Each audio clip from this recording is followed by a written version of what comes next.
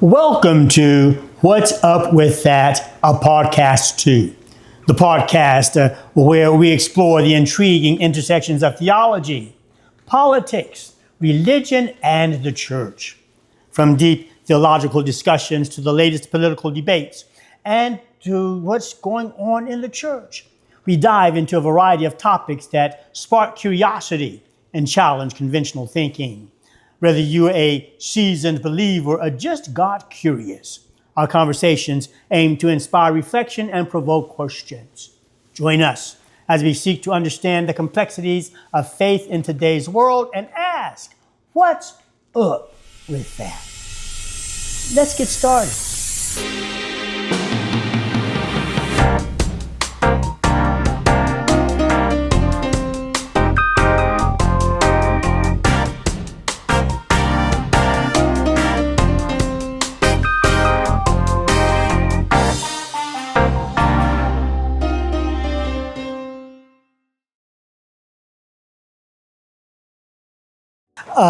Not going to take a whole lot of time here, but our guest today is the Reverend Dr. Daryl Horton, pastor of the Mount Zion Baptist Church right here in the city of Austin. Yes, and I must say that he is one of my favorite, I'm going to say he is my favorite pastor in the city of Austin, Texas. Well, so thank you. delighted to have you here that. today, and thank you so much for being here. My pleasure. On today, we have gathered to not talk about your church. Sure. And what's going on in your church. On today, we've gathered to talk about your engagement with IACT, the Interfaith Action of Central Texas. Right. And that means that we're here to talk about interfaith engagement. Those, and talk about those faith traditions that are everything but Christian. And you not only served on the board Right. for IACT, Interfaith Action of Central Texas, you served as the president I did. of the board. Yeah. And we are glad to have you. Can you tell us a little bit about what IACT does? Sure. So I met Simone, the executive director of IACT, through something in the community. I can't remember how we initially met, but of course she introduced to me IACT and said that she would love for me to think about joining the board. And so of course I had to do some research and figure out what it was about and see if it would be, all of our time is limited. And so I began to look at IACT, began to see what they were doing. And so basically what they do is that they try to provide an opportunity and a place for people to have theological conversations throughout the community. And they do that because they want to bring people together across different faith traditions. And so it's not uncommon for a Christian to be sitting at the table next to an imam, or sitting next to a Buddhist, or sitting next to someone of a radically different faith than what you have. And the whole thing is about us having discussion about common things in our community. It's also about doing good things together. They have some amazing programs at IACT that help people who are immigrants coming into the country. They help them to learn English. They have a program where they help repair the homes of seniors. I mean, they do a lot of things, but I do think that part of what undergirds them is trying to bring faith communities together to have dialogue that can help to heal our city. Does it work? I think it does to an extent. What I would say is that during my time on the board, there were so many events going on. We would do this event every year for Thanksgiving, which I thought was always an amazing time to come together, and you get a chance to highlight what different faiths do and what does it mean to give thanks during that time of year. So you're going to spend time planning that event. And then you have other things like the Hope Awards, and you have other things like Night Under One Sky. And so I don't know that we really had a lot of intentional moments for discussion until later, when they started having those moments where they would come together and intentionally have a moment for the community to come together just to have conversations. And so they still do that once a month now, where they'll meet in various places across the city and they'll have these open conversations about what's going on in our culture, what's happening in our society, what's going on, in politics and everything else, but to try to get different perspectives from your faith tradition or just from where you sit. And so I think they're moving the needle a little bit with the conversations, but I don't know that there's any mountains being moved. But it depends on what you're trying to accomplish. Sure. Yeah. Because there's also that piece, right? You talked about some of the programs. Part of that is hands-on housing. Absolutely. And that's when you have the various faith traditions potentially coming together. Yes. And somewhere there's the opportunity to really get to know someone That's right. That's right. of a different faith tradition. That's right. Yeah. And more on a personal level. And that has its benefits too as well, does it not?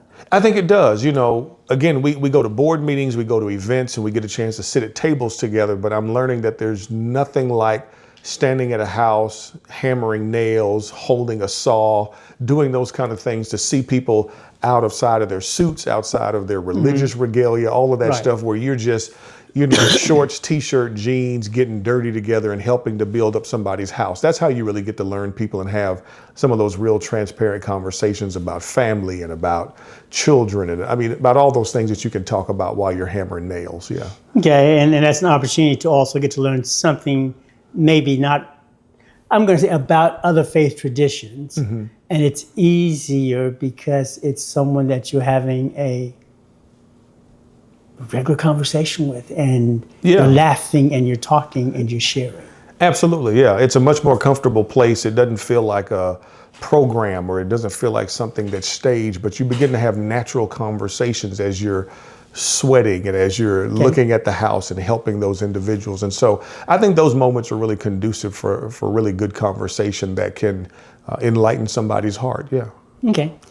You are a Black Baptist preacher. Yes, sir. Yes, sir. You are a Black Baptist preacher. Most often, we, along with some other, I'm going to say Christian denominations, we don't often talk about our faith traditions, and we certainly don't often engage faith traditions that are other than Christian. In fact, probably all too often we talk against other faith traditions, and in some ways kind of put them down almost as if you're setting aside as your tradition is superior to others. As you look at that and look at the fact that that's just not an area that we go. In fact, IACT is not a place where you're going to find a whole lot of Christian clergy, right? What is it that allowed you, I guess, after you've met Simone, had a conversation, what is it that allowed you to say yes and get involved? Wow, that's a good question. So I'm sure most of it had to do with my relationship with Simone, because I believe that probably when she first asked me, I don't think my schedule allowed, and I think it probably took me a year before I could actually have the space to do it. But I think part of it, again, was doing it for Simone because she asked, and I wanted to be a good friend and try to be supportive. But to be honest, some of it probably had to do with curiosity, because I'm looking at it from the outside in going, the God curious. Here's this interfaith group, and I can look on the website to see what they do, but you really don't know what they do until you get on the inside and you begin to hear conversations. You begin to look at their budget. You begin to look at their programming. You begin to figure out, what do you really do with immigrant families? What are you really doing to help them find a place to stay, to learn English, to help the children go to school? And so I think some of it was really just curiosity to say, what's going on with this? And then I'll be honest and say, thirdly, I think it's because some of our older Black clergy had experiences with IACT in the past. I was curious to see if I would have the same experience from things that I'd heard. So what was that experience like for you? For me, I'll be honest, for me, I thought it was a good experience. I didn't have any real challenges. I didn't have any real moments where I walked away and regretted that I was a part of it. And I think a lot of it had to do because of the way I walked in the room. I think I walked into the room understanding that this is not an event where I'm coming to convince people to be like I am. I'm not coming to convince people to believe what I believe, but I'm coming to a table of people with different faiths that we do have a common goal of supporting people, of helping to improve the quality of life for people, but then also being willing to have conversation and to listen. And I think that if we're willing to do that, then you can have a much better experience there, because you're putting yourself in a posture to learn, not just to talk. And so being a person that I love to learn, I may not always like to read, but I like to learn things. And so it was a perfect place for me to get a chance to sit next to a person who is a Buddhist, or to sit next to an imam, or to sit next to someone who may have even been a part of a faith that I was not familiar with at all, so that I could have the opportunity to ask questions and to learn. Okay. So you mentioned that you were just curious. Yeah. So is it okay? And the term I like to use, and the term that we use here at What's Up With That, and we're hoping to create a God curious community. Sure. Is it okay to be God curious and ask questions and get to know more, even if it's something different than what you've been accustomed to? I personally believe it is. I think that God is big enough. I think that God is confident enough that God can handle any questions that we want to ask. And I think the only way that you can actually become more secure in your own faith is to ask questions. Because I think about it, growing up as a black man, growing up in a black Christian home, that's what you're going to get. You're going to understand how we do things as Baptists, how we do things as black people, how we do things as Christians.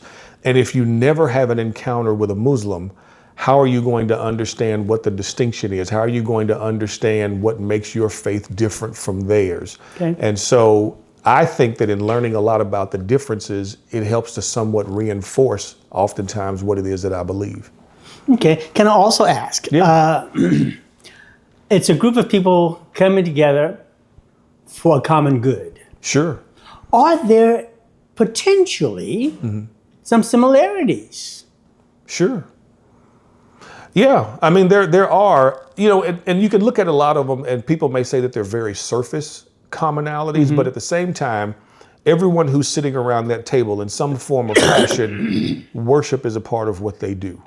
Worship may be different. It may be in a different language. It may be different songs. You may wear different things when you worship, but at some point, everybody around that table has a form of worship.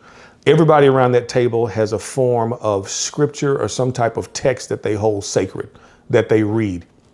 And so it's always interesting to find out, what do you read? What is your sacred text? And if we share some of them, what is your interpretation of this, or what does that look like for you? I think there's also the idea that everyone around that table believes in a higher power above themselves.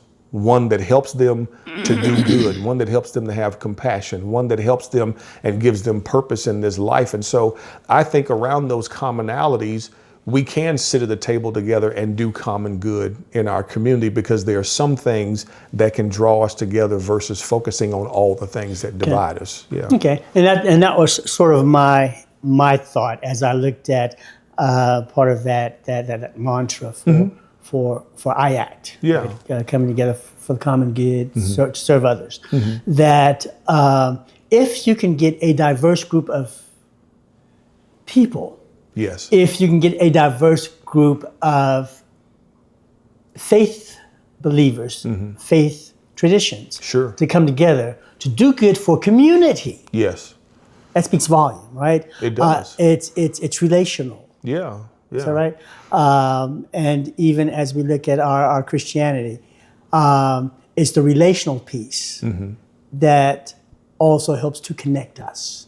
Absolutely, yeah. And I would say even part of what I come to realize is that people who do not have a faith, I think that when an organization like IACT is able to be successful in bringing faith people together, I think there's something that says to people who have no faith, because most people will look at anybody of any faith and say, what's the purpose?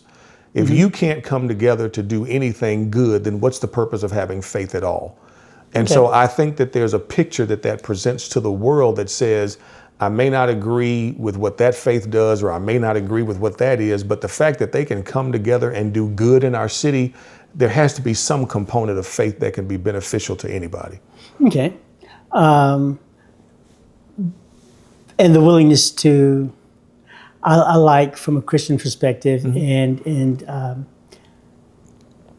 having taught comparative religion, that component, that relational piece, that for me, that's an expression of love. Sure. And so that when we allow ourselves the opportunity to get to know, we allow ourselves the opportunity to love the other. That's right. I'm going to ask, what are there any benefits and or blessings as you connect with those who are from other faith traditions? I would say yes. I think some of the benefits and some of the blessings of what you've already mentioned. Number one is relationship. I have relationships with people now around the city that I never would have had if I were not a part of IACT. I would not suggest that we became best friends, that we talk every week or anything of that nature. But my Christian friends, we don't talk every week or every, I got you. Yeah, but even there are moments where I may be at the state capitol for some reason, and I'll run across someone of a different faith. Hey, we were together at IACT. I remember you. I know what you're doing. How are things? And so I think those relationships have been a benefit, have been a blessing. When there's times of need, I think that there's a blessing for us to have the opportunity to stand up for each other. Here in the city of Austin, we've had some incidents where Jewish synagogues were vandalized, where some of them had fires and things like that. And so it's because of that relationship we had through IACT that we were able to come and to stand together with them and to come and support them and to be able to be there to say what a tragedy this is and how can we come together to be helpful, to be supportive, to at least be here to be a listening ear. And so I think those are some of the blessings that come from relationship with that. And again, I'll go back to the idea that I've learned things about various faiths that I did not know just because I was sitting at the table. Okay. Yeah. And there's something to be said, is what I'm hearing, about, I don't know if it's the willingness or the relationships that say, when you hurt, even though we may not be of the same faith tradition, I can still hurt with you. Absolutely, because we're both human. Okay. And as human beings, we all have essential needs that when I'm hurting, I may not say it, I may have a different way of expressing it, but I need somebody to come to me and to walk with me. I need somebody to embrace me. I need somebody to acknowledge that I'm hurting and to help me to heal. And it may not be somebody from your faith community. I mean, that helps, but I think about how amazing it is when someone of a different faith tradition, when somebody from the other side of town, when somebody makes that intentional effort to sacrifice and to come sit by you and go, I understand how you feel, and I'm here just to try to help walk you through that moment. And I think that's because of human nature that we need that. Okay. Would that be akin, I think you always go there, right? Yeah. Would that be akin, as we talk about being racist, that superiority complex that comes with racism, that when we can tear down those walls willingly, then we open ourselves up to experiences that are amazing and beyond imagination. Absolutely. Yeah. You think it was about 19, too far back, right? Too far back. About 2020. Maybe 2020, it was, I don't know, I think it might have been a little before the pandemic. You, for a couple of years, did a road trip, I believe. Yes. And you did a road trip, I believe it was with Rabbi Neil Blumoff, and he's one of the leading rabbis in the city. What was, and y'all traveled, right? When I say a road trip, it was a lot of miles. I know it was New York, and there was something, a few states in between New York. What was that about, and what did you learn from that experience? Because there was a big write-up in the Austin American Statesman. I know at least once. I've been back to look for it. So where that surfaced from is that Rabbi Blumoff and I, we started the relationship actually through IACT. And so I remember it as if it was yesterday, my very first board meeting. I get to the meeting and the only seat available is next to him. He and I had never met. And so I come sit to the table and I'm sitting next to him. We kind of look at each other and say hi.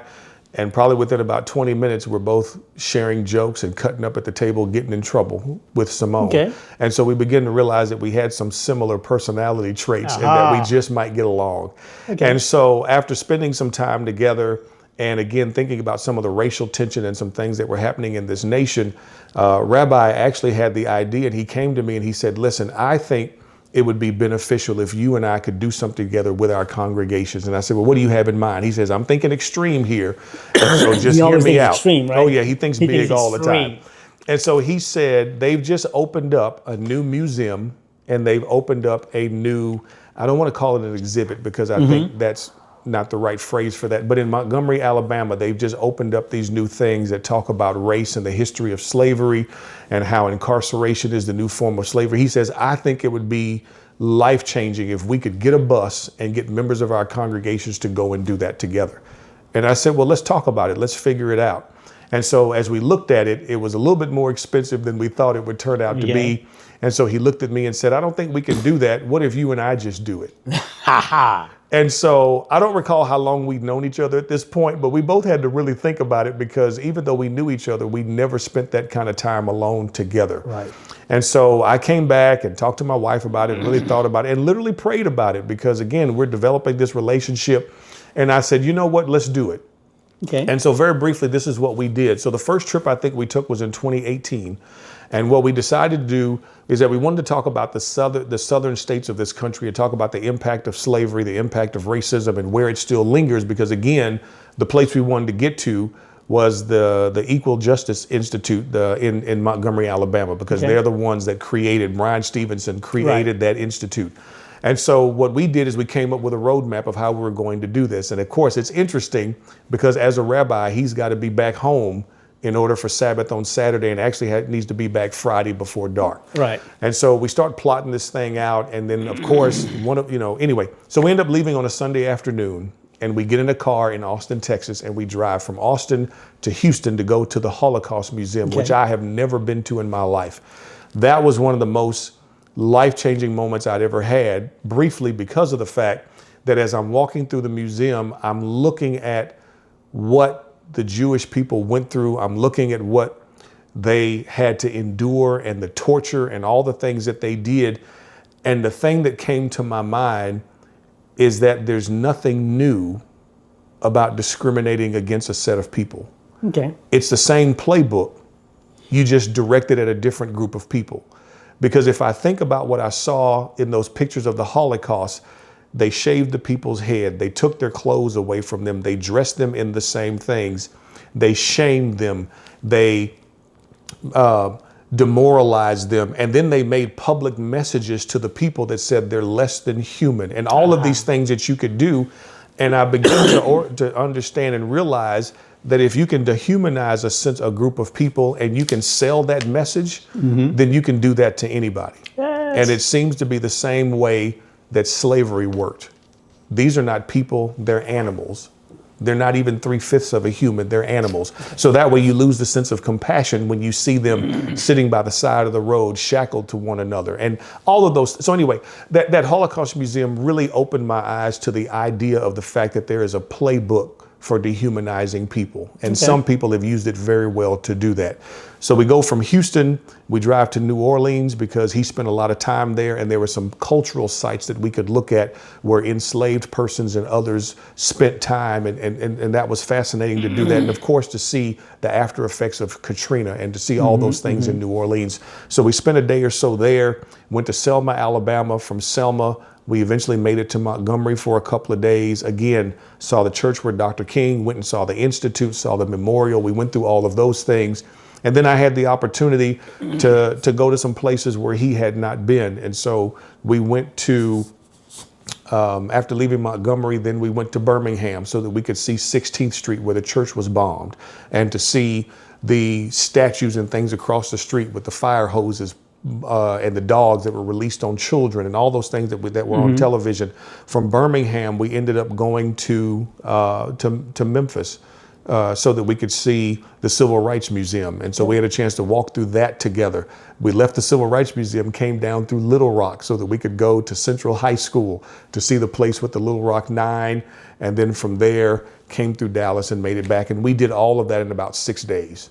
I did some traveling. And all of that was by car. Traveling. And it was, and so again, what did I learn from that? Again, I learned about the humanness between the two of us. I learned that between two groups of people who have experienced a lot of suffering in the history of humankind, that a lot of that suffering is similar, that we have similar stories, we have similar hurts. Both of us are trying to lead congregations of people who have a history of hurt, who have a history of distrust. And so how can we use that commonality to help each other to heal, to help each other to endure the things that we've done? We learned a lot about each other, our personal lives. We learned a lot about our faiths and how we deal with different things in our traditions. We learned about things that are similar, things that are not. I mean, we had, as you can imagine, that's a lot of time driving in the car. So we had plenty of time to talk. And the funniest thing about it all, and I'll stop, but the funniest thing about all of it is that once the trip was over, we realized that we don't think there was a moment where we were listening to the radio. We did all that driving, and it was either talking or silence, or it was his idea for us to do Facebook Live. So we were posting, and we were in the car driving, and we had the phone up, and people could see us, and they could chat to us and talk to us. So we were always interacting either with people or we were talking with each other, and really never spent time listening to the radio or doing stuff like that. So that was something phenomenal that we figured out once we got back. And then very quickly in 2019, we said, there's a lot of history about what happened in the South, but sometimes the northern states get an excuse or they get a write-off. And so that's when we decided that we went to New York City. We went through, we ended up going to Boston, and we ended up making a few stops in between those two cities. But it was a shorter trip, and we flew up that way to do that. But again, to get a chance to go to the New York Stock Exchange, to get a chance to go to and see a church there in New York City, a Methodist church where enslaved persons built the church but were never allowed to come inside, could not be buried there. To get a chance to see Wall Street and recognize that it literally used to be a wall to keep the natives out and to keep other people out, and enslaved persons built that wall. I mean, just to talk about the history. And I think the thing that was most eye-opening for us in New York as well as in Boston is to stand there in New York with the Statue of Liberty in the distance and realize that these are ports where enslaved people were actually brought in, and there's absolutely no recognition that that's what used to take place here. And we saw that both in New York as well as in Boston. And it was just eye-opening to think about there are parts of history that are just erased, that are just forgotten. And in the shadow of the Statue of Liberty, give us everybody, give us your broken, give us all of that. There's a port over here to the side where people were literally brought in, stacked on top of each other, shackled. And they were not brought in to find freedom. Okay, so that's history. Yes. For you, that was a new discovery. Yeah. Out of that relationship. Yes. Okay. History, unfortunately, that you said erased, silent. And I'd hate to do it, but what seemingly is what they're trying to do again today. Sure. Not the topic for discussion. Of course. Yeah. So it was a wonderful experience then. Yes. Yeah. And it sounds like you really had the opportunity to get to know each other. Now, you did the Holocaust Museum. Was that the only piece that you did in terms of Jewish suffering? Yeah, that was probably the biggest part that we did as part of the Jewish culture. Now, what we did also make sure to do is that in New Orleans, as well as the next year when we went to New York, we did a lot of things where we went to neighborhoods because, again, he had more history in living some of these places that I never did.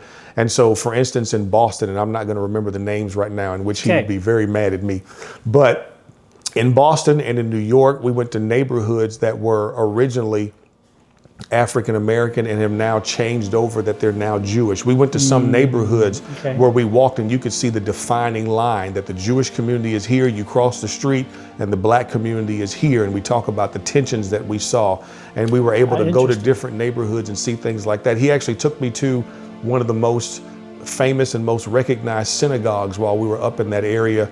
And for me, that was a really interesting moment because he was like, come on, we can just walk in and go. I was like, are you sure about that? Are you sure we need to do that?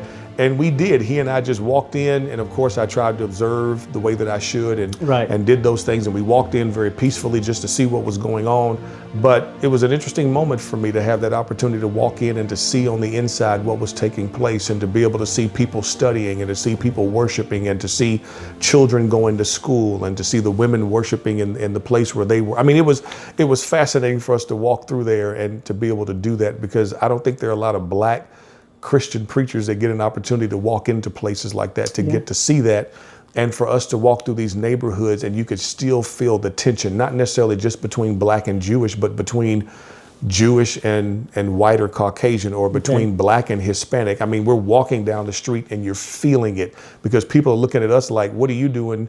And do you not know where you are? That kind of stuff. And so we did a lot of those things as we drove and as we flew. So it was a very interesting experience, and took some courage to do some things I probably wouldn't have done on my own. Okay. And that was part of the benefit of meeting someone from another faith tradition and being open. Yes.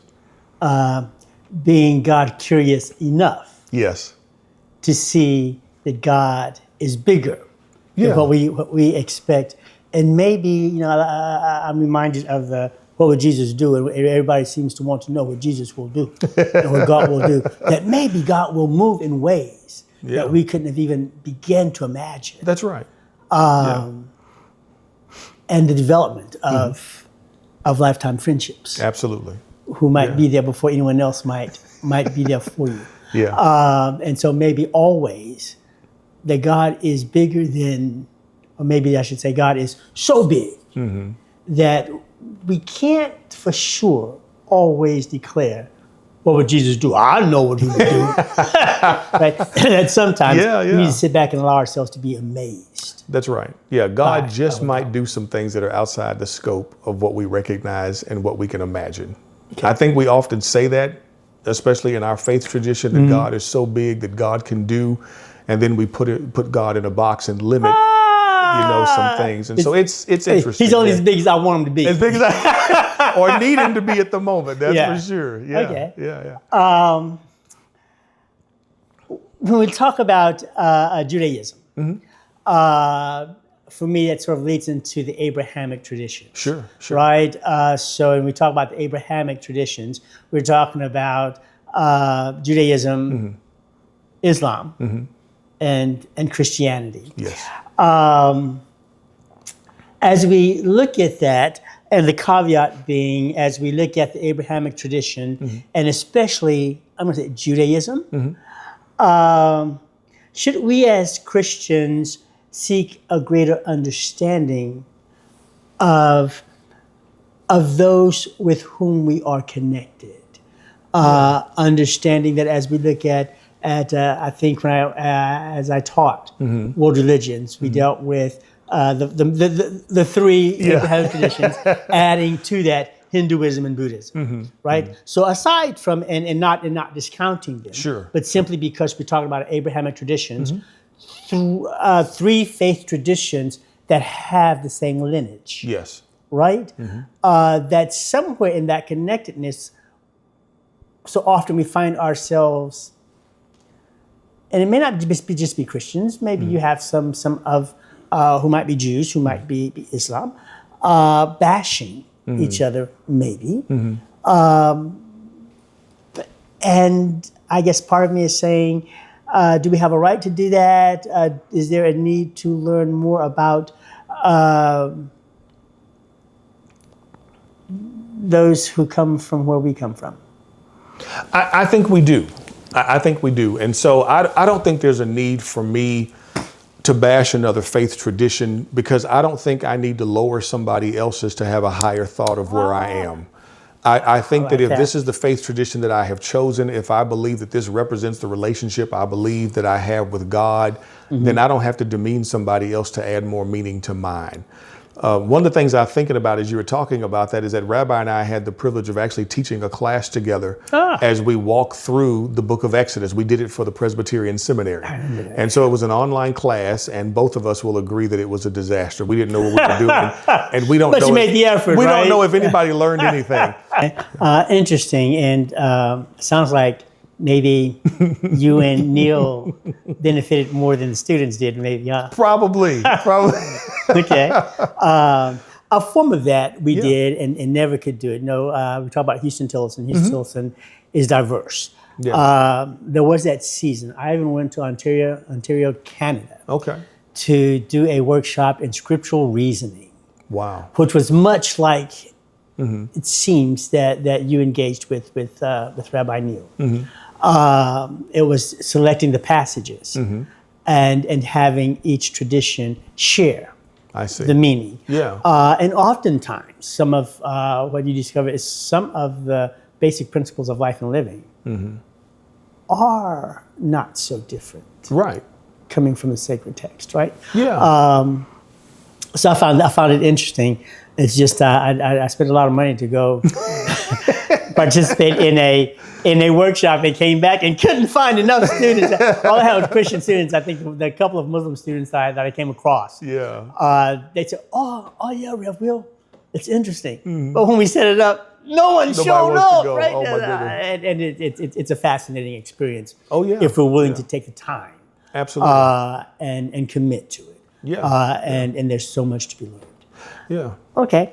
So there is benefit, and then I guess also what I find partly significant is that it's incumbent because as we look at Hebrew Bible, Old Testament, what we've done, I think what you said that the Exodus experience was a lived experience for the people who are a part of the Jewish community. Yet, as Christians, we've chosen to embrace that as part of our scripture as well. Yes. And I think maybe to really do it justice means that we really need to understand it from its original intent and perspective. Sure. As we seek to apply it. That's right. To a Christian faith. Yeah. Yeah. Okay. Can you share a few lessons learned from your engagement with those of other faith traditions? And while you spent a lot of time with Rabbi Neil, were there others from other faith traditions, perhaps, that you maybe not spend as much time with, but you had the benefits of engaging? Sure. And maybe there were some lessons that were part of that engagement. I think one of the lessons that I've learned has to do with the idea of discipline. And I believe I picked that up from hanging out with persons who are of the Muslim faith. Okay. There are a couple of imams that we've had, and some of them I believe that you have known as well. And we've had the opportunity to go to some of their synagogues, some of their places of worship at some of the moments where they've invited us and allowed us in. And the thing that sticks out to me is that there's a level of discipline that I think our Christian brothers and sisters can learn from. When I often think about their commitment to times of prayer, the fact that those who are faithful and those who are devoted, in my understanding and from what I've experienced, is that they don't let those times go by. It doesn't matter whether you're at work, it doesn't matter where you are, is that at that moment, it's a form of discipline that I stop, that I do my time of prayer, that I do what I'm supposed to do, and then I'll re-engage. And then it was also the idea that we had the opportunity to go to a mosque and we were there for an evening worship. And it was just fascinating because I've never stepped foot in a mosque before. And so for us to be invited to come in to have worship and everything from the sacredness of the building to come in and have to remove your shoes and to put them in a certain place, to come and sit on the rug in a certain place and listen, and then to listen to the teaching and to actually spend that moment in a time of prayer to me was fascinating because it gave me an opportunity that I may not have necessarily known the songs, or I may not have known exactly what they were chanting or what they were saying. But for me, it was a time to spend with God. Okay. And so even in my moment, I could pray my own prayers in the midst of other people, in the midst of a mosque, and feel like I could hear God speaking, because it was about the discipline. It was about the practice. It was about the idea of trying to have a deeper connection with God. And that's what that moment is set up for. And so that would be one of the faith traditions that I think I've learned a little bit more about through my interaction with IACT. I mean, again, I've met some persons who are Buddhist. I've met some people who are Hindus, and there are some others that I'm losing the name of right now. But I didn't get to hear about them as in depth as some of the others. Okay. Yeah. Okay. Interesting. That you say that there is a practice within a particular faith tradition that we as Christians can learn from. Yeah. I guess you've already said, yes, we can learn, but somewhere, what does it take to be able? Because you also said that while you were worshiping in mosque, that in those moments you had opportunity to pray, and it wasn't a matter of praying quote unquote Muslim prayers. Right. It was an opportunity that in that space, not watching but worshiping with, you were also able to experience the God of your faith. Yeah. In the midst of. Sure. Yeah. And so it's okay. Yeah. Do you have to relinquish who you are, or do you have to relinquish some of your own faith beliefs in order to engage with other faith traditions? I personally don't believe so. And when I told you I was curious, that was part of the reason why I decided to go ahead and join the IACT board, because those are some of the things that I'd heard from other Christian believers, that they said, I don't do that interfaith stuff because when I do that, I have to leave Jesus at the door. And I can't leave Jesus at the door. I have to take Jesus with me everywhere I go. And I said, okay, I hear what you're saying. I get that. I understand that. But I didn't feel like anybody asked me to not be who I am. I will readily agree that when we go to IACT board meetings, we're not there talking about Jesus. We're not there talking about Buddha. We're not there talking about any of those things. We're there to talk about people. We're there to talk about programs. We're there to talk about hands-on housing. We're there to talk about helping immigrants learn to read. And we're not there to have theological discussions about whether or not it's right to pray to Allah or to pray to, we don't have those conversations. So I didn't feel like I had to leave who I was at the door. I felt like it was an opportunity for me to bring my complete self to the door to the meeting, because if I don't bring every part of who I am, then I really can't provide anything to the meeting. Y'all can just have anybody come to the meeting if I can't bring me.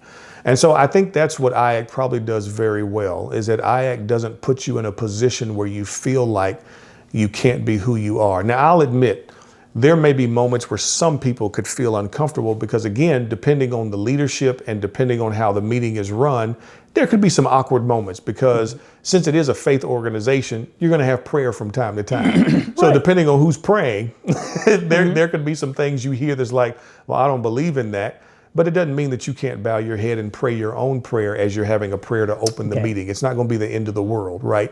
And so there were moments where you either learn to be sensitive or you just learn to be who you are. And I think there's a way to be respectful without me being less of who I am, if all that makes sense. Yeah, it's a matter if it's going to work. Yeah. It's not a matter of you coming and trying to be like me. Right. It's a matter of bringing who you are to the table. Yes. So that we can honor who you are, right, respect who you are, and understand that we are working for a common good. Yeah. I like also the work aspect, right? What you said, to help community. Yes. No tradition can do it all by themselves. No people can do it all by themselves, right? Right. There's too much hurt in the world. There's too much injustice. Right. Some of that injustice, I'm going to say, is heat Yeah. Upon people of color. Sure. Is heat on faith traditions. Yeah. And part of me says that sometimes we don't know enough about Christianity and how it evolved. And if we go pre-colonial, colonial period coming up into the early Americas, into slavery, sometimes that's a primacy attitude lies within our own faith tradition. Sure. And sometimes we as Black Christians have embraced that sense of superiority that allows us to look down. I'm trying to be nice here, right? I'm trying to be nice here. To look down upon others who are not like us. We do sometimes in our faith practice what is done to people of darker hues Gotcha. in this country. And somewhere, if one is wrong, then both ought to be wrong. Yeah. Just me. Yeah. Just me. Yeah. How do you grow and help others to grow, to be able,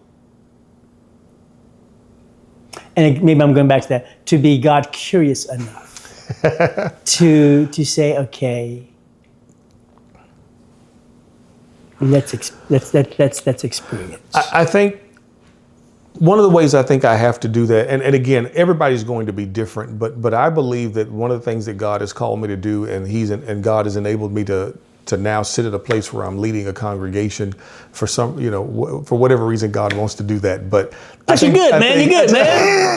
I was that son. You got to give a good word. Come on now. I think part of what my responsibility is to not just talk a good game, but I have to lead by example. Okay. And that was part of, not to go all the way back to that, but that was part of the conversation that Rabbi and I had, is that our people need to see us do things that will encourage them to do the same.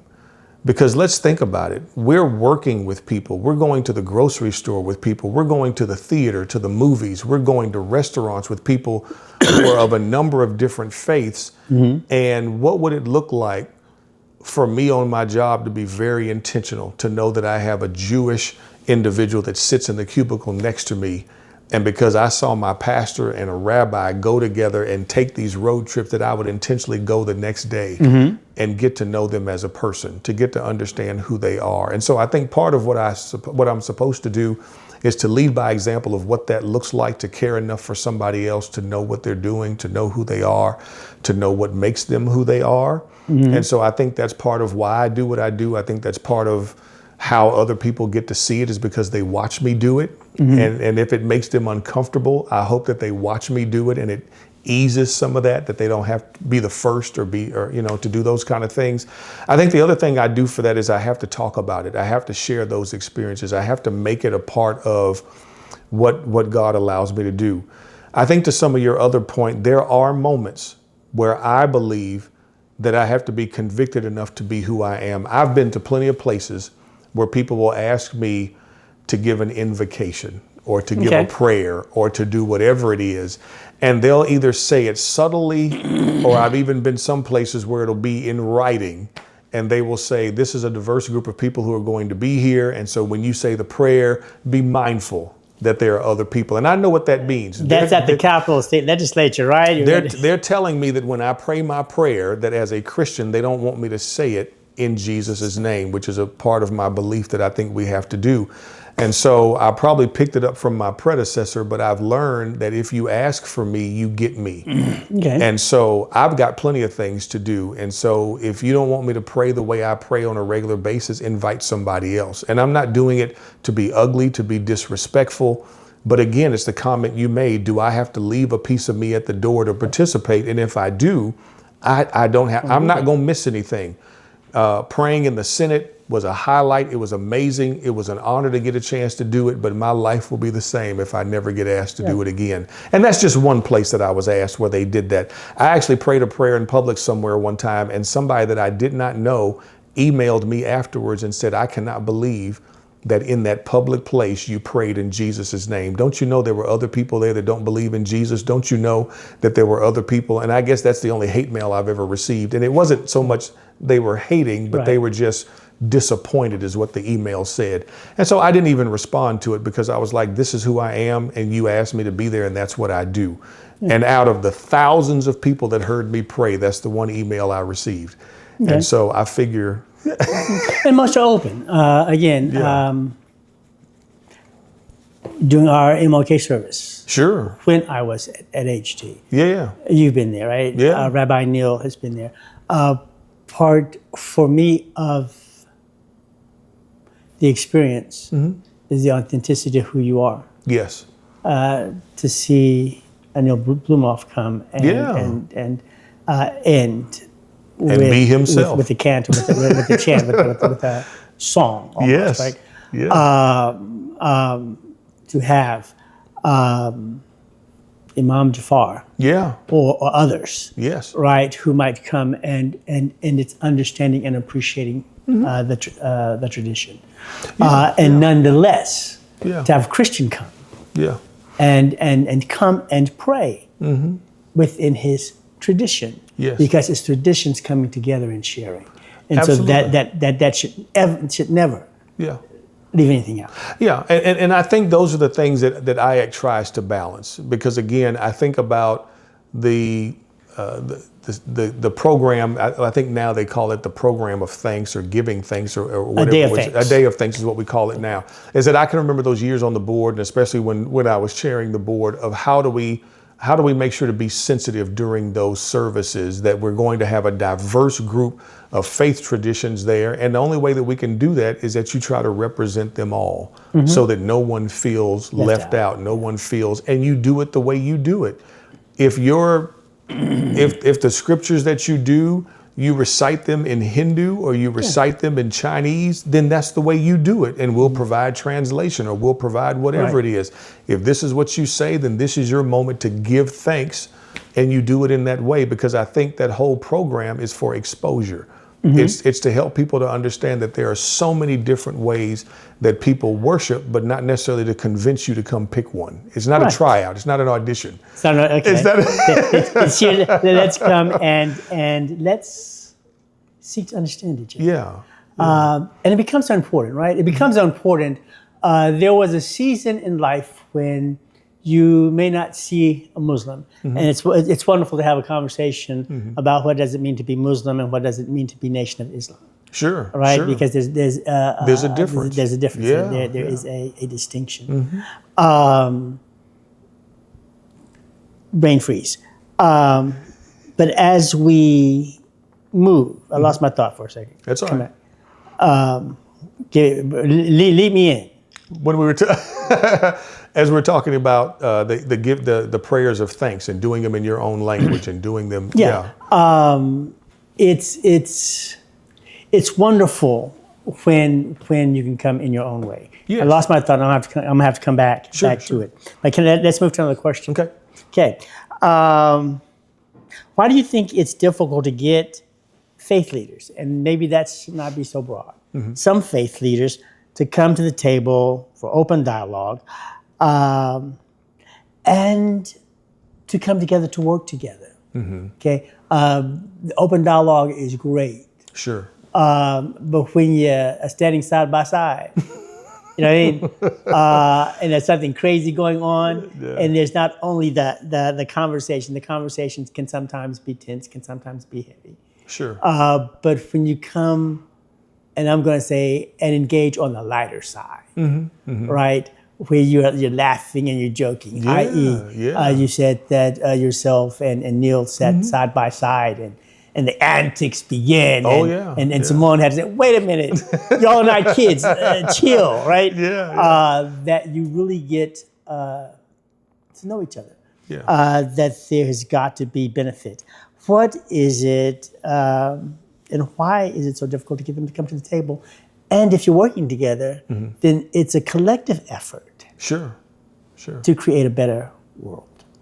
Yeah, I think that's a great question. So I would say from my personal experience, a couple of things that I think could, or I believe, or why it's difficult for people. I think number one, some faith leaders would ask the question, as you've asked today, what's the benefit or what's the purpose?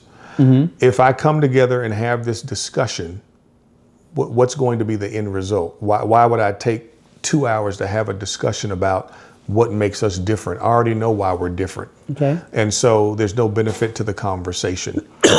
I think another reason there might be some hesitation to come and to do that is because many of our faith communities are doing good on our own. We're doing things. I'm feeding the hungry. I'm clothing the naked. I'm going into the prisons. I'm going and advocating for people at the Capitol. I don't need a whole entire faith community to go do that with me. And so again, what would be the benefit of me doing it with this other group? And then I think some people, there's just a lack of wanting to go outside of where they are, because for some people they may say, yes, there is a distinction between why we worship and how we worship. And if I do things together, it gives the impression that I'm condoning. It gives the impression that I am saying that what they believe is also right, or that what I'm doing is in contradiction of what I believe and I'm endorsing it because we're standing side by side. And I mean, maybe I could be wrong for not seeing it that way, but when we're standing at the Capitol and we're advocating for children's rights, I don't think it matters if you're Hindu, Muslim, Black Baptist, preacher, whatever. It's about children who are losing their lives over this issue, and we're standing together to save children. Yes. And so I don't know that part really matters. Now, those are just a couple of reasons why I think I've heard from people why they don't get involved in some of those things. Everybody has the excuse that they're busy and we don't have room for another thing. Everybody can do that. But I think that those are some of the things that people just don't really see the benefit, or they don't see what they win out of it. Or I dare say there's more I can lose than I can win by being there. Whether it comes to reputation, whether it comes to what is my congregation going to say when they see me at one of these interfaith events listening to somebody pray to Buddha? What is that going to say about me if I'm sitting there agreeing, or if I'm sitting there listening? And I think they're just thinking too critically about it, or maybe some people will say I'm wrong for not thinking critical enough about it. But I don't think it takes away from who I am or what I believe, because I can sit in a service and watch somebody worship the way they do. Mm-hmm. Yeah. Okay. And this is, I'm being specific. Okay. For me, I have been a part of IAC Sure. probably since the early 2000s, right? There was a season even before Simone. I lift up Simone because I think it bothers her sometimes, right? She's so humble. But a time when they had, it was either monthly meetings or quarterly meetings, and sometimes they were on HE's campus and using our chapel. I see. For those meetings, right? And in all those years, I've seen, let's say very few, less than 5. Sure. I want to say less than 3. I'm going to keep it less than 5. Yeah. Folk, Black clergy, who have engaged in interfaith with IACT. I think if you're going to do it, as you've said, it's a good place to channel into. Sure. It's a good place because of structure, organization. Yeah. The desire not to allow anyone, as much as is possible, to feel less than, to feel bad in any kind of way. But that presence is not there. And I hear the loss, I think. But it seems like when it comes to collective efforts for hurts, there's so much to gain. Why do you think that we don't see ourselves coming to the table, if not for conversation, just to stand side by side with someone, to engage in some efforts on behalf of community, Yeah. so that we get to know each other? It's as if we don't even want to know someone of a different faith tradition. Yeah. Can you speak to that in some way? I think from conversations that I've had with a generation of preachers before me, I'll put it that way. Okay. It's all right. I think, and I think they're real. I think they're sincere, and Okay. I would dare not take away from those incidents. But I think that in the past, I think there are hurts. I think there are incidents where there was a lack of respect. And I think that there are also feelings where when we were hurting, none of you showed up. Okay. And so if none of you were there for me, Why should I be? it's hard for me to be here for everybody else now. That's some sense of fairness. And I think that there could be, especially among blacks or African American people, I think that's not restricted to just the faith community. I think it's restricted to, or it's open to us as a people and as a culture, is that we could look at stuff that's been happening across this nation since its inception. Right. And we could possibly look at other cultures and other people and go, when these travesties were happening, nobody stood by our side. But now that it's happening to your community or it's happening to somebody else, you want us to stand on the front line with you. And I'm not suggesting that that's the correct behavior to have, but I'm saying that it's a real behavior. hurt. It's a real hurt. And so I think that some of the earlier generation had feelings like that as we were sitting here in the city of Austin struggling, and you were not having any issues, you were not having concerns, where were you when things were happening over here? And so when the invitation comes to stand together, it's like we're not together. Okay. And so for me, Okay. for me, I think it's an opportunity to correct that. I think it's an opportunity to change that. I think it's an opportunity to, my predecessor, Dr. Clark, whom you knew very well. Yes. He was and always will be dear to my heart. And I can remember conversations that he and I would have where he would share his heart about his experiences. I mean, he was 40 years almost my senior. And so he had experiences that I'll never have. Right. Now, I may be sharing in some of them in a different form or fashion, but I listened to what he experienced. I listened to the hardships that he faced, and he shared them with me to gain wisdom about me being sure, about me being safe with the relationships I had, with the places I put myself, with the things I represent. We would have conversations all the time. Where are you going? What are you doing? And who are you doing it with? Are you sure that that's what you want to do? Are you, because again, those things were real in his experience, and he didn't want me to have to repeat them. He didn't want me to experience them. But the beauty of it is that I really believe that there were moments where I was able to show him that there's hope for something different. Okay. Where I was able to bring him to a table across from other people to whom he's never sat with, and show him that there are people who have a heart that feel bad for what happened and would like to try to make it right. For people who have a heart to say that we may not be in the same predicament, we may not be on the same side of town, but I have a heart to love people just like you do, and I'd love to do it together. I believe he was able to see a glimpse of some of those things, and I could see something in his heart that was open to those moments. And so those would be some of the reasons I think that it can be difficult for some black clergy and for some to participate in those. And then again, there's always the reason I'm just not interested. Yeah. So, That's fair. you know, Okay.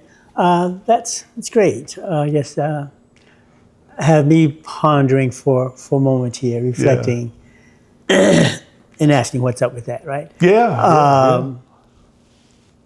Because communities have not always stood with us. That's right. So I had not, the piece may be missing for me. Communities have not always stood with us. The issue seems to be okay sometimes. Right. When it's over here. Yeah. But it becomes urgency when it's in my community and we should stand together. Absolutely. Okay. Yeah. And we see it in life all the time, not Yeah. to prolong that, but we see it. And I think about, if you look at the news not long ago, and I know that this is not going to be popular when people watch this, but we think about those epidemics that took place, like with drugs in the community and fentanyl and some of those other things. History will show us, data will show us that when Black children were being killed by these things, let's it put 'em in jail. seemed as if no one cared. Yeah. But when the drug epidemic went to the other side of town, it became an issue that everybody had to raise arms about. And no one went to jail, and we wanted to find and that's counseling centers, and we wanted to We find wanted ways to do all of that. correct. Yeah. I was just at a meeting the other day, good. and somebody was talking about the pandemic. And this is the city of Austin. This is real. When the pandemic hit and the vaccine was available, where was the vaccine made available?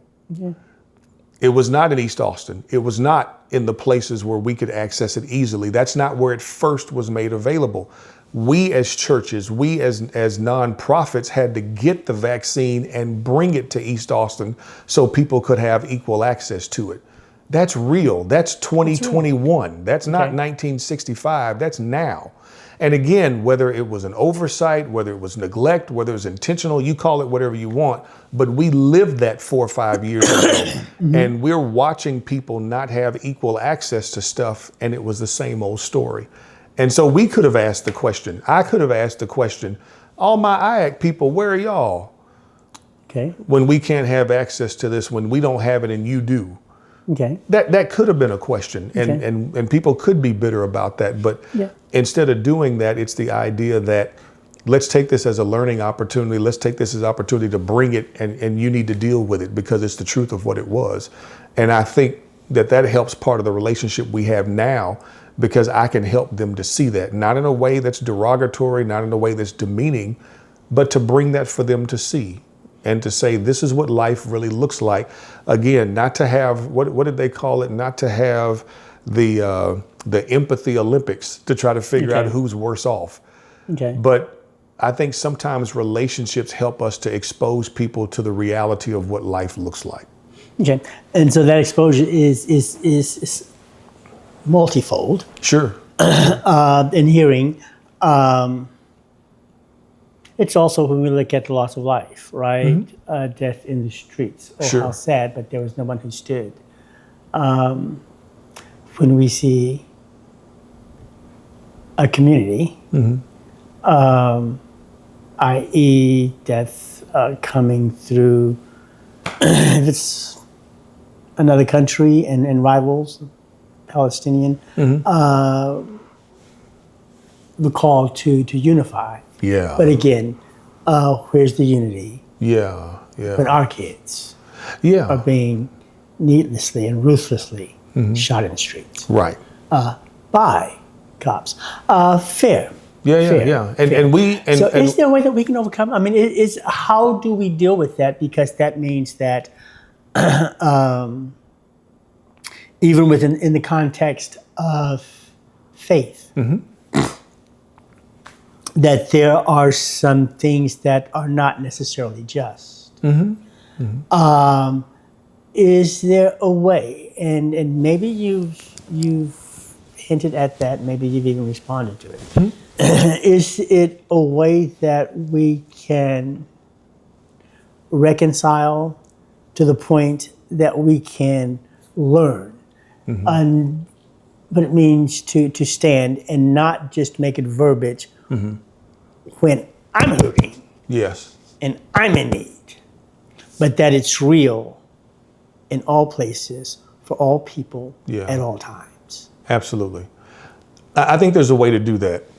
I think number one, it takes relationship for you to have the opportunity to be with someone who's hurting. If I don't know you, I probably will not know that you're hurting. And I know that sounds like a scapegoat or a way to get out of it, but it's hard for you to see someone hurting that you have relationship with and not respond. And so I think a lot of times, because of the fact that there weren't relationships east and west, north and south, however you want to do all of that, and somebody may say I'm letting them off too easy, but if there's not relationship, then I don't have a way to experience the hurting and come to your help. Now, I know somebody's going to say, all you got to do is watch the news to know that black people are being shot in the street. All you have to do is watch the news to know that black people are being incarcerated at a higher rate than anybody else. You don't need to know me to know that. That is absolutely true.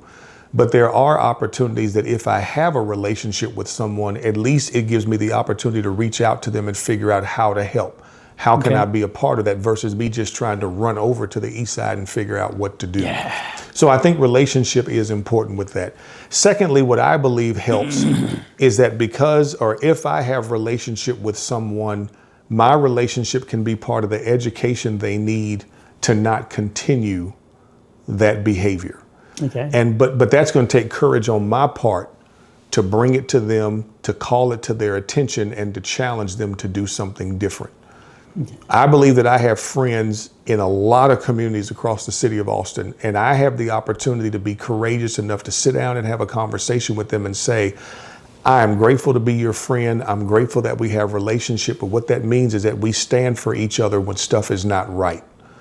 And so that means when you see me at City Hall, because they're trying to build a dump in East Austin, because you know me, that ought to hurt you just as much as it hurts me. Just like when I see something happening in the part of town you live, it ought to do something to me to make me want to stand by you because we have a relationship.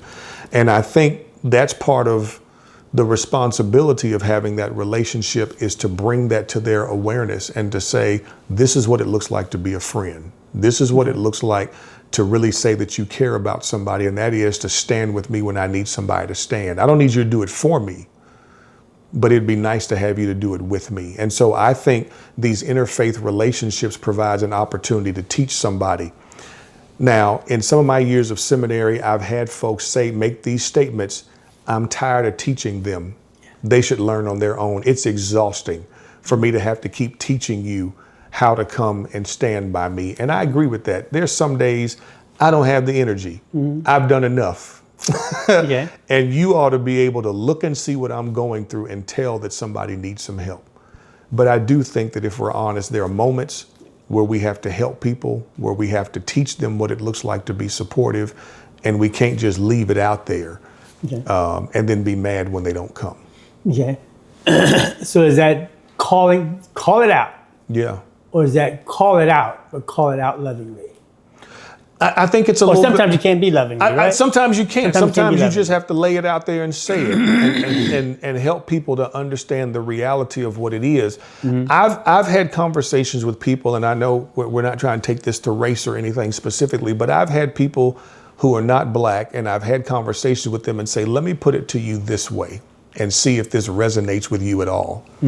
I said, when I drive home tonight, I have to be mindful that I am a black man driving on the highway, and if those lights turn on behind me, there are things that I need to make sure to do. I said, when you go home tonight, is that going to be a thought you have in your head at all? And the answer is no. And I said, that's why you need to have conversation, because if you don't have to think about it, you won't think about it. Okay. And so by us having relationship, you learn, and I learn from you. But I think that's what really being a friend is about, is that you learn what it's like to be me, not so that you can feel bad. I don't need anybody to feel sorry for me. Right. I don't have a problem with you standing with me, but I don't need your pity. I don't need any of that. So anyway, I think the interfaith relationship kind of helps us to do that, because we have a chance to feel each other's sorrow, to stand with each other, to help lift each other in those moments of need, because we can educate each other about what it's like to be that other person, to walk a day in their shoes. Okay. And one point of connection to maybe softly begin that process. Yeah. It might be with and through IAC. Sure. Where the relationship starts. Yeah. Okay. I'm going to say as we come to a close. Yes, sir. Okay. As we come to a close, are there words you might share for the God curious? And as a God curious, because I would pray that those who are seasoned Christians, that even they are yet and still God curious. If not, it's okay. I mean, if you're where you are and you're doing what you're doing and you're okay, that's okay. Yeah. but I would hope that there are some who are seasoned, who are yet and still God curious. Yeah. And certainly there's those who are seeking and searching, who may be standing on the borders. Sure. And looking for some answers, and that they're curious. Yeah. And they have questions. They don't know how to get the answers, right? Yeah. So to share for the God curious, those who are sitting on the fence, I have yet wondering and wanting to know. Some of those who just got questioned, like, what's up with that? Do you have any words that you can share for our God curious? And I'm going to say, I'm hoping that we're building a God curious family, right? Of course. Those who are wondering, and we want to let them, it's okay to ask questions. Yeah. Right? Yeah. So some words.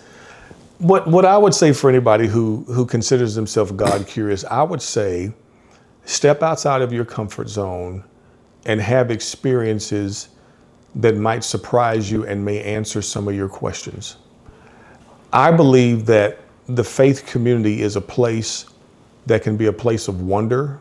It can be a place of questions. It can be a place of, I think everybody who is in any faith community is there because they're looking for answers. They're looking for purpose. They're looking for meaning. They are looking to fulfill what they believe God has put inside of them so that they can fulfill that potential and fulfill that in their life. And so I would encourage people who are God curious to take the plunge and to go to a faith community, as long as you know that you've been invited, you can be respectful, do all those things, and just to listen and to learn, because you may learn something that opens up a view. It may open up a perspective that you've never had before. Because even as a Christian, I believe that God is so big that over my lifetime, I will never fully understand who God is, everything God can do, everything God is about. I have His Word, I study it, I attempt to preach from it every week. I do all of those things that I do. But even the Word of God tells us that His ways are above my ways, His thoughts are above my thoughts. And so there are things I will never know. And by the time I think I know. And by the time He surprises me. He does something else. And so I would just encourage them to step out of your comfort zone, talk to people of faith, visit places that are places of faith, and just listen, that you may hear something that may open up something in your heart, that may open something in your mind, that may help lead you to the discovery that you're looking for. Is that most people of faith don't bite. And so it's okay. It's okay to be curious. Yeah. Okay. Awesome. Reverend Dr. Daryl Horton, how you doing, man? I want to thank you for being here. What I didn't say, Reverend Dr. Daryl Horton is my pastor. Mount Zion for about 30 years under the Reverend Dr., the amazing, wonderful, learned Dr. G.V. Clark, and now Reverend Dr. Daryl Horton. Thanks for being here, sir. Thank you for having me. We're going to have to get you back again to talk about something related to church stuff. Sure. But sure. I felt that this is important. Yeah. Right? Yeah. Like you, I have just rolled off as chair for the board. Yeah. We'll roll off this year as what's that, past chair? As past chair. Immediate past chair, And we'll roll off in December. But it's been an amazing experience. Yeah. And a conversation. I believe as we talk about faith traditions, as we talk about the world that we live in. Yes. And humanity, somewhere under that umbrella, I understand that we all are God creation.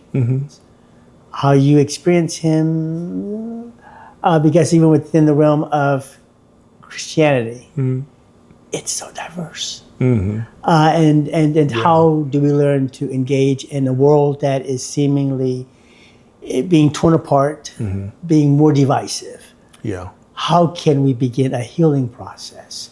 And a healing process that's all inclusive. And understanding that God's love Yeah. knows no boundaries. And he's there for all of us. Right? Yeah. I thank you, sir. Thank you for having me. It's been a pleasure. And when I call again, don't say, I already did it once. No. I hope that we can get you back again. Absolutely. Thank you.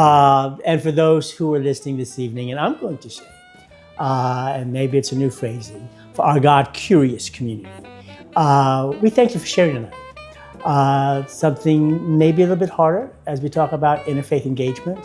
For those who are in Austin, I would urge you to try and connect with IACT. And you can do it on a very, very soft level. Red bench. Just attend a red bench. Don't have to go head in.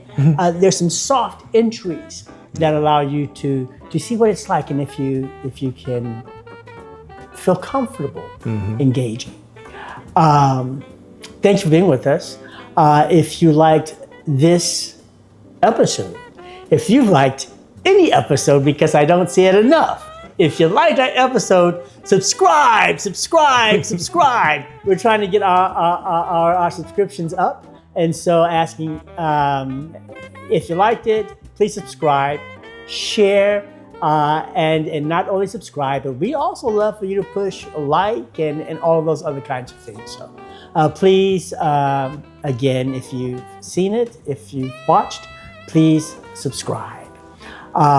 Look for you to be with us again on our next episode as we engage in wonderful conversation, thought-provoking conversation that might not be conventional thinking, but that will lead us to begin to ask questions. The questions that come out like, what's up with that? Until then, be blessed.